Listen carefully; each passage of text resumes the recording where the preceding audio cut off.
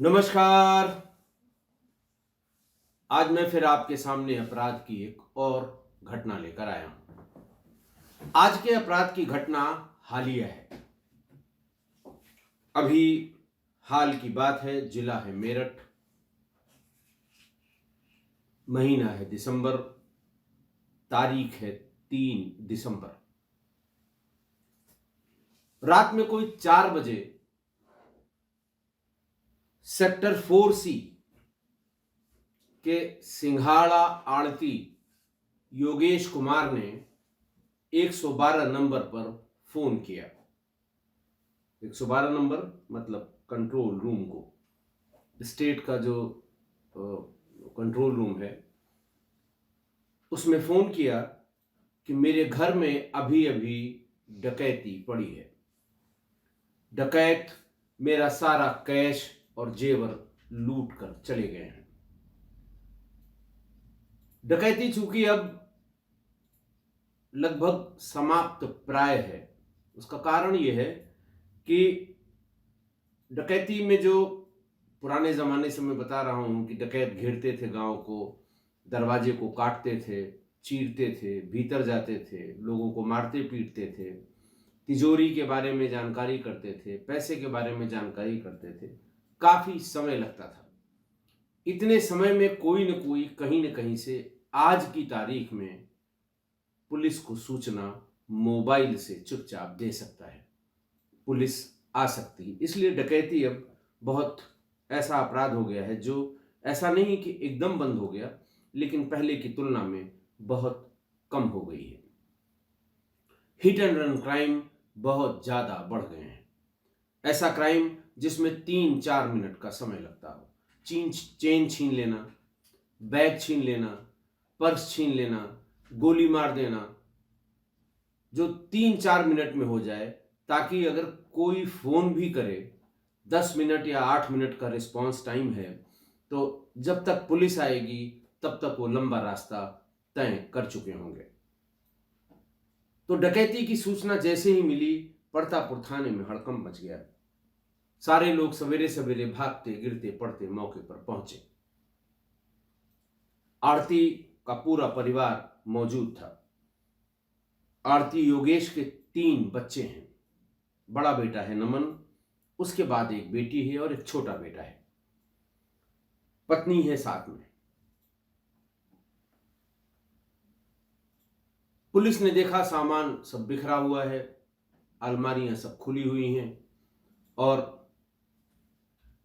ऐसा लग रहा है कि बिल्कुल अभी हाल में ही इसके यहां कोई घटना हुई है।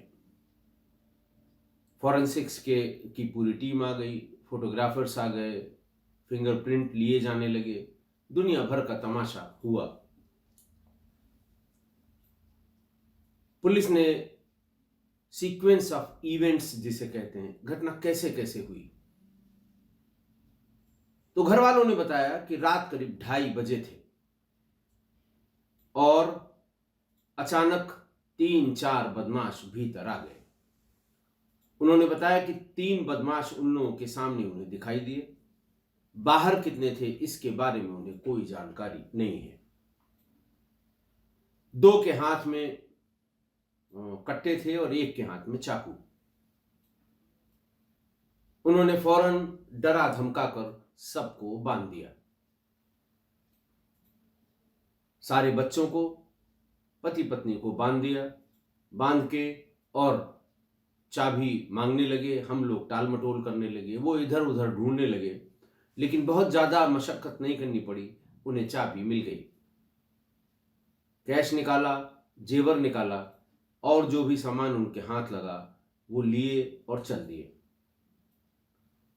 जाते समय ये भी कहा, अगर पुलिस को बुलाया तो हम फिर लौट कर आएंगे, हम यहीं हैं, दूसरे घर जा रहे हैं।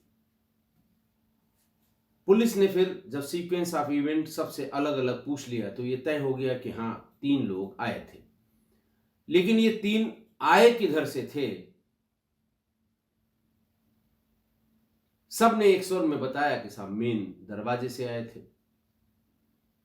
योगेश ने बताया कि रात में सोने से पहले दरवाजा बंद किया गया था। तो बिना तोड़े फोड़े खुलवाए चिल्लाए, बिना कॉल बेल दबाए ये 3 बदमाश भीतर आ कैसे गए? पुलिस को हल्का फुल्का ये शक होने लगा कि ऐसा तो नहीं कि कोई घर का ही आदमी ऐसा हो जिसने दरवाजा खोला हो।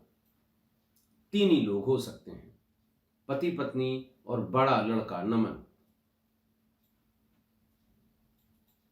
पुलिस ने ये दिमाग लगाया कि अगर किसी ने भीतर से खोला होगा तो जरूर बदमाशों को टेलीफोन से सूचना दी होगी। लिहाजा तीनों के मोबाइल फोन पुलिस ने ले लिए उनको चेक करने के लिए। वैसे तो नंबर लेके सीडीआर निकाले जा सकते थे, लेकिन मौके से इसलिए लेते हैं कि आउटगोइंग इनकमिंग कॉल लॉग से वो पता कर सकते हैं, बाद में उसकी डिटेल सीडीआर के माध्यम से निकल आएगी। पुलिस ने देखा कि योगेश और उनकी पत्नी के मोबाइल लॉग तो एज सच प्रिजर्व हैं, लेकिन उनके लड़के नमन के मोबाइल लॉग डिलीटेड हैं। सारे के सारे उसमें सारे एप्स के चैट, आउटगोइंग इनकमिंग का जो कॉल लॉग होता है, वो एसएमएस सब डिलीटेड है। और ऐसा लग रहा था जैसे बिल्कुल ताजे ताजे डिलीट किए गए हैं। क्योंकि सपोज करिए अगर आप शाम को अपना मोबाइल लॉग डिलीट करते हैं तो इस बीच में घंटे 2 घंटे 4 घंटे में कोई ना कोई कॉल आती है, कोई ना कोई मैसेज आता है। कुछ नहीं तो आपके एसएमएस बॉक्स में, इनबॉक्स में कोई ना कोई कंपनी के मैसेज पड़े रहते हैं। लोन के बड़े मैसेज आ रहे हैं आजकल, कार लोन के बहुत मैसेज आ रहे हैं, लेकिन न कोई मैसेज, न कोई व्हाट्सएप मैसेज, न किसी ऐप का कोई मैसेज, न इनकमिंग और न आउटगोइंग। पुलिस को थोड़ा शक हुआ। बहरहाल सब कुछ जब घंटे 2 घंटे में सब कार्रवाई पूरी हो गई, सवेरे वरिष्ठ अधिकारी भी आके, शहर का थाना है प्रतापपुर, मोदी नगर वाली रोड पर, जो दिल्ली रोड कह लें आप, आगे जो दिल्ली की तरफ जाती है गाजियाबाद की तरफ, उस रोड पर शहर से सटा हुआ थाना, इंडस्ट्रियल एरिया का थाना प्रतापपुर है। जैसे जैसे अधिकारियों को, वरिष्ठ अधिकारियों को पता लगता गया, वो मौके की विजिट करते रहे, लोगों से पूछताछ करते रहे, अपना अपना दिमाग लगाते रहे। बहरहाल मोबाइल को ले जाकर क्राइम ब्रांच वालों ने मोबाइल रिकवरी टूल के एप्लीकेशन का इस्तेमाल किया और 10-11 बजे तक नमन के मोबाइल पर सारी चैट्स रिकवर हो गई। चैट्स में उसकी 3 अलग अलग नंबरों से बहुत लंबे समय का मतलब कम से कम 1-1.5 महीने से बहुत बात होती रही है। और ताजे ताजे चैट में एक जगह ये भी आ गया, दरवाजा खुला है, धक्का देकर चले आना। उसी चैट में उस अलमारी की फोटोग्राफ, ताकि अलमारी को पहचानने में दिक्कत न हो, चाबी कहां रखी हुई है उसकी फोटोग्राफ, जेवर के बॉक्सेस कहां पे हैं माता जी के उसकी फोटोग्राफ, सारे फोटोग्राफ भी दिए हुए थे। लपक कर पुलिस नमन को उठा लाई। नमन 18-19 साल का लड़का, 20 साल उम्र होगी, बिल्कुल हाई फाई, लंबे बाल, कान में बाली, आप समझ ही सकते हैं। लाया गया, पुलिस ने पूछताछ शुरू की कि शायद अपने से बता दे, लेकिन अपने से कौन बताता है। फिर उसे उसकी चैट दिखाई गई। उसे समझ में ही नहीं आया कि मैंने डिलीट किया था, ये चैट कहां से गई। चेहरा उसका सुर्ख पड़ गया। थोड़ी देर बाद पुलिस ने अपना काम शुरू किया। काम शुरू होते ही नमन तोते की तरह बोलने लगा। माँ बाप को बुलवाया गया कि ये देख लीजिए अपने लाडले की करतूत। सबसे पहले पुलिस ने कि माल कहाँ है उसकी रिकवरी हो, वरना किसी के कहने सुनने पर तो कोई बात मानी जाती नहीं है। उससे पूछा गया तुम्हारे साथ कौन कौन थे। उसने बताया कि मेरा दोस्त चिंटू सैनी, शिवम सैनी और शिवम गिल, जो उसी मोहल्ले में रहते थे, पड़ोस में ही, ये 3 लोग भीतर आए थे। माल कहाँ है तो साहब वो चिंटू और शिवम को पता होगा। पुलिस ने ताबड़तोड़ दबिश दी तीनों जगह, और जितना पैसा और जितना सामान आढ़ती योगेश कुमार ने लिखवाया था, सारा सामान पुलिस ने रिकवर कर लिया। पूछा गया कि तुम्हें कैसे पता था कि ये पैसा, उसने कहा साहब घर में रहता हूं, पिताजी हमारे सिंघाड़ा के सबसे बड़े आढ़ती हैं, हम लोग 1 महीने से प्लानिंग कर रहे थे, और उस दिन फादर हमारे यानी मेरे पिताजी 15 लाख रुपए, 14 लाख रुपए घर पर ले आए थे। जो तगादा बोलते हैं, जिस किसी को दिया होगा उधार में, वो पैसा लाकर दे गया था। और फिर मैंने सबको मैसेज किया, कॉल पर कोई बात नहीं की, या तो व्हाट्सएप कॉल की या मैसेज किया कि आज कैश का 15 लाख और बाकी सोने चांदी के तमाम जेवर जो घर में हैं वो सब मिल जाएंगे, हम लोग आराम से बांटकर ऐश करेंगे। एक बात और बताई कि हमारी गर्लफ्रेंड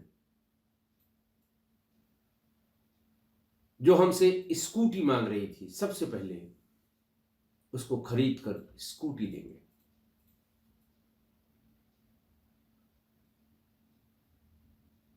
पूछा गया कि आपके पहले से भी क्या तीनों दोस्त तुम्हारे शातिर बदमाश या बदमाश रहे हैं, तो ये पता लगा इनकी कोई क्रिमिनल हिस्ट्री नहीं रही है।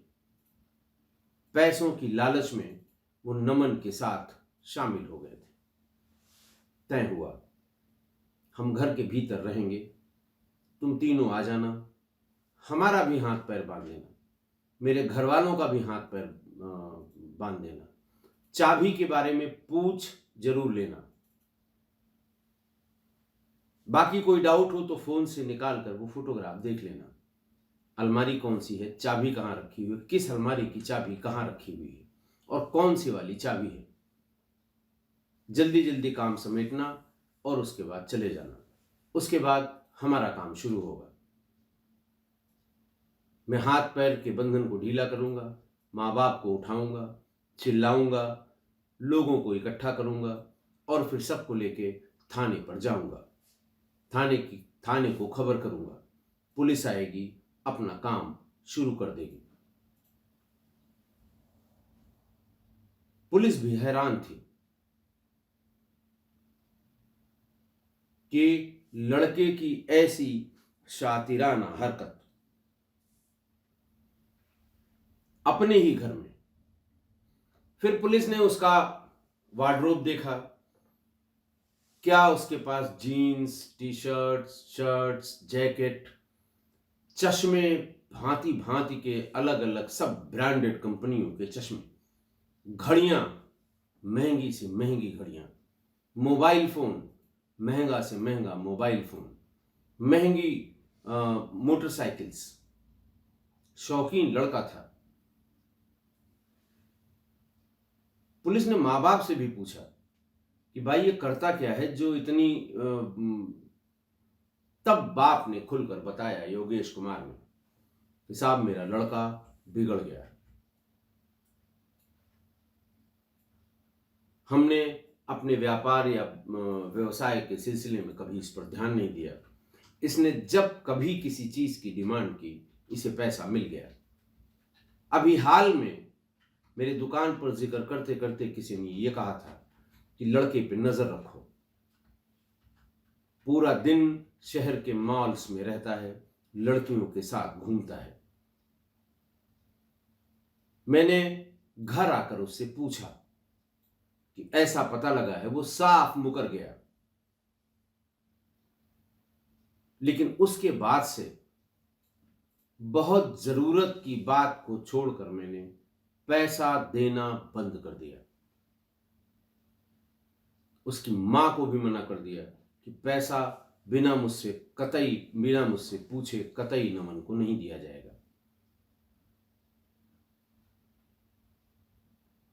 नमन से इसको क्रॉस चेक कराया गया तो ये बात सही थी। और जब उसका पैसा मिलना बंद हुआ और जब उसे ये लगा कि अब हमारे पैसों की जरूरत, खासकर गर्ल फ्रेंड के लिए जो चीजें उसकी डिमांड से उसे पता लगती थी, वो देना मुश्किल हो रहा था, तब उसने अपने दोस्तों के साथ मिलकर अपने घर में ही डकैती डालने की योजना बनाई। पुलिस ने चारों को, एसपी सिटी मेरठ पीयूष सिंह ने प्रेस कॉन्फ्रेंस की।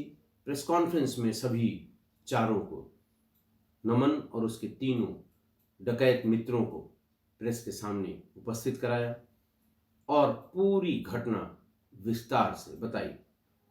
5 दिसंबर 2022 को इन चारों को पुलिस ने जेल भेज दिया। आज की घटना, एक बिगड़े लड़के ने अपने शौक पूरे करने के लिए और अपनी गर्लफ्रेंड की जरूरतें पूरी करने के लिए अपने ही घर में दोस्तों के साथ डकैती डाल दी। पैसा, जेवर और गहने लूट लिए। अब ये तो चांस की बात है, या पुलिस का भाग्य था, या पुलिस की तेजी थी, या पुलिस अधिकारी जो भी गए थे उनकी गिद्ध दृष्टि थी कि साहब डकैतों ने एंट्री कहां से की।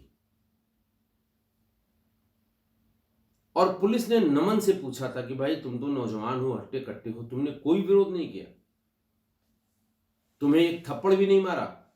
तो वो कहता रहा साहब मैं डर गया, कट्टा देख के डर गया, मेरे हाथ पैर बांध दिए, उसके बाद मैं क्या कर सकता था। इस तरह की बात, उसी पर उसको डाउट भी हुआ पुलिस को कि कोई न कोई तो है जिसने फ्रेंडली एंट्री कराई है डकैतों की। और इसी शक में तीनों मोबाइल चेक करने के लिए लिए गए और घटना पूरी होने के तुरंत बाद ही नमन ने अपने मोबाइल की सारी हिस्ट्री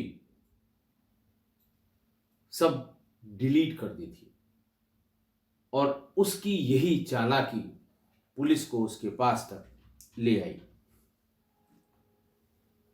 मोहल्ले में भी लोगों ने बताया उसकी आम शोहरत लड़के की यही थी कि ये महंगे महंगे कपड़े, महंगी घड़ी, महंगा चश्मा, महंगी मोटरसाइकिल का शौक रखता है और पूरा दिन दोस्तों के साथ शहर में घूमता फिरता है। मतलब कहने का ये कि कमाई का कोई जरिया नहीं है, बाप के पैसों पे मौज करता है। और शुरुआत में जब तक डाटा रिकवरी टूल से चैट की डिटेल्स नहीं आई थी तो कानाफूसी करके मोहल्ले वालों ने भी ये बता दिया था कि साहब इसके बेटे से पूछिए, नमन से। ऐसा कैसे हो सकता है कि नमन को न पता हो कि ये कौन लोग थे जो उसके यहाँ डकैती डालने आए थे। ये तो नहीं कहा किसी ने कि साहब इसी ने कराया होगा या इसी ने किया होगा, लेकिन ये जरूर कहा कि इसको सब पता होगा। पुलिस को बहरहाल इन्वेस्टिगेशन में शुरुआत में ही सुबह ही लीड मिल गई थी। अब बचपन से मां बाप सारी ख्वाहिशें पूरी करते रहे। 10-12 साल की उम्र में ही महंगा मोबाइल दे दिया। 10-12 साल का मतलब जब वो क्लास 5th 6th में होगा। बहुत से माँ बाप आज भी बच्चों को बिल्कुल शुरुआत में ही, बड़ा ताज्जुब होता है जब बच्चों की स्कूल की छुट्टी होती है और बहुत छोटी उम्र के बच्चे बस्ते से, बैग से या जेब से मोबाइल निकालकर बात करते हुए स्कूल के बाहर देखे जाते हैं। मतलब 8 साल, यानी कि कक्षा 3 या 4 में होगा, 10-12 साल यानी 6 या 7 में होगा, तब उसको बड़ी स्क्रीन वाला बढ़िया बढ़िया महंगा लाख लाख रुपए वाला मोबाइल बच्चों को अगर आपने दे दिया है, तो फिर आप सिर्फ उसके बिगड़ने का इंतजार करिए।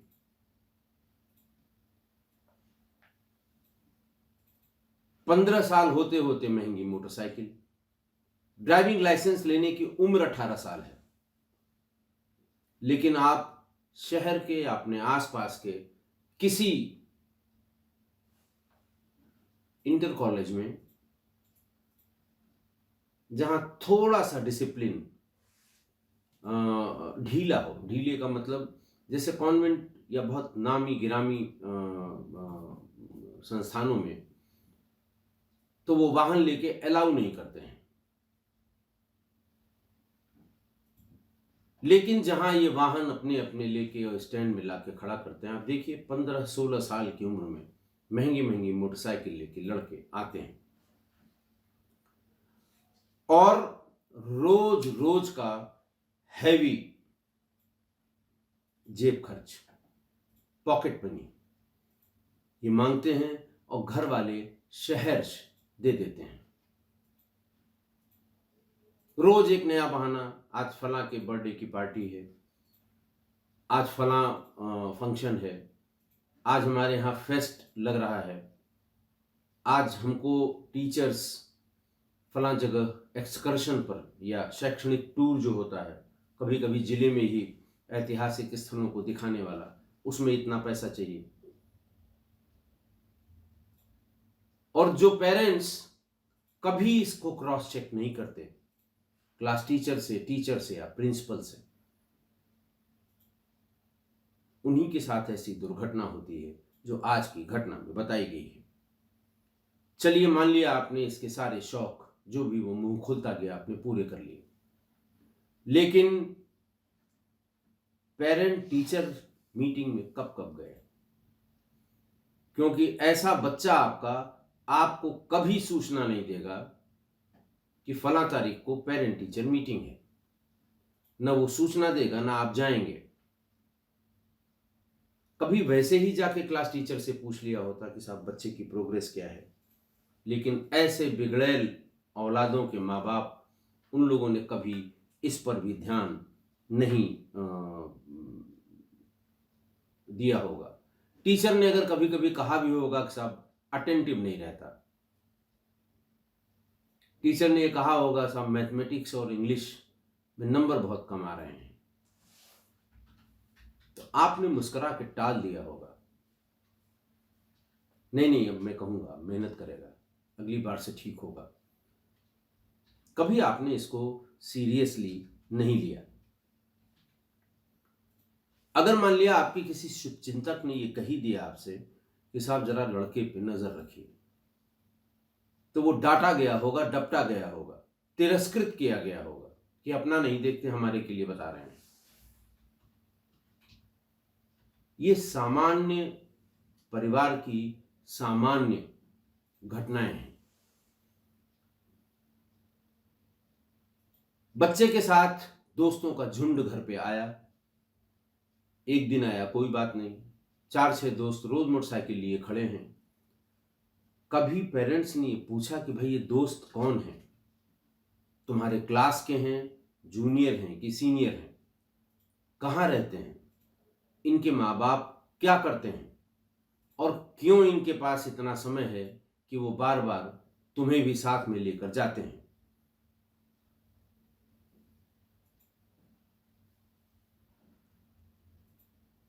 और पेरेंट्स ये सुनने को तैयार कभी नहीं होते कि उनका बच्चा बिगड़ गया है। एलर्जी है इस शब्द से। सुनेंगे भी तो एक कान से सुनेंगे, दूसरे कान से निकाल देंगे। और कभी इस बात पे विचार नहीं करते कि फला आदमी ने अगर कहा है कि बिगड़ गया है तो ऐसा उन्होंने क्यों कहा, और अगर बिगड़ ही गया है तो क्यों बिगड़ गया है।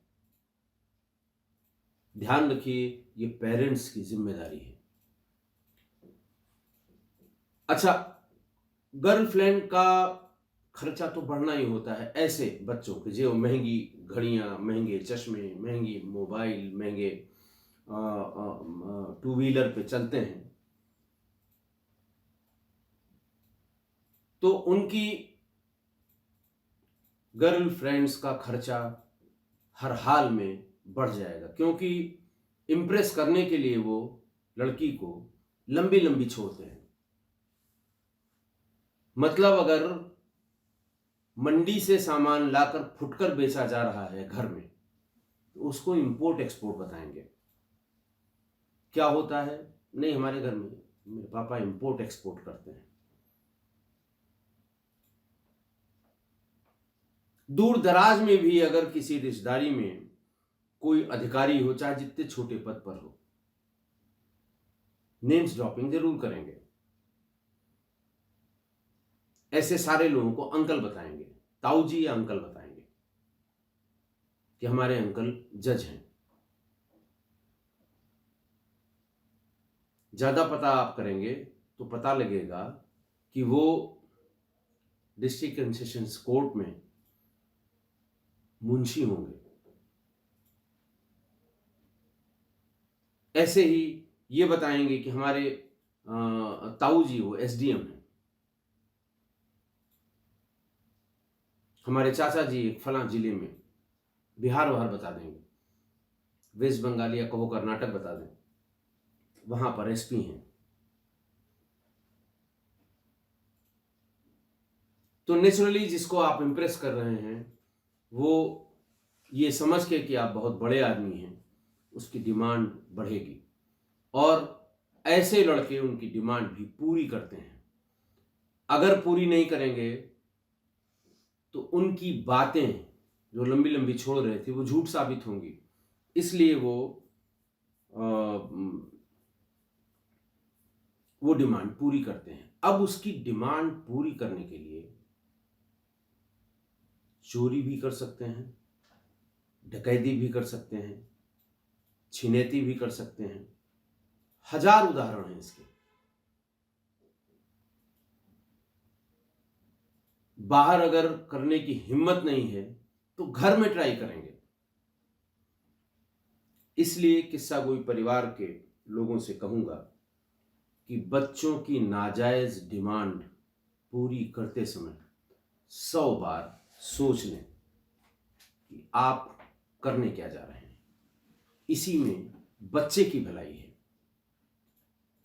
आपकी भी है और पूरे परिवार की भी। आशा है आप मेरी इस बात से सहमत होंगे। आज के लिए इतना ही, बहुत बहुत धन्यवाद। मेरठ में एक बेटे ने महंगे शौक पूरे करने और गर्लफ्रेंड को खुश करने के लिए अपने ही घर में लूटपाट की। दोस्तों संग मां बाप को बंधक बनाया और पैसे लूट कर ले गया। परतापुर थाना क्षेत्र के शताब्दी नगर में शनिवार रात सिंघाड़ा आड़ती के घर पर 14 लाख रुपए कैश और सोने चांदी के जेवरात की लूट हुई थी। मामले में पुलिस ने जांच शुरू की तो आड़ती का बेटा ही लुटेरा निकला। पुलिस ने कैश और जेवरात बरामद कर आरोपी लड़के और उसके दोस्तों को गिरफ्तार कर लिया है। Bureau report, Dainik Bhaskar.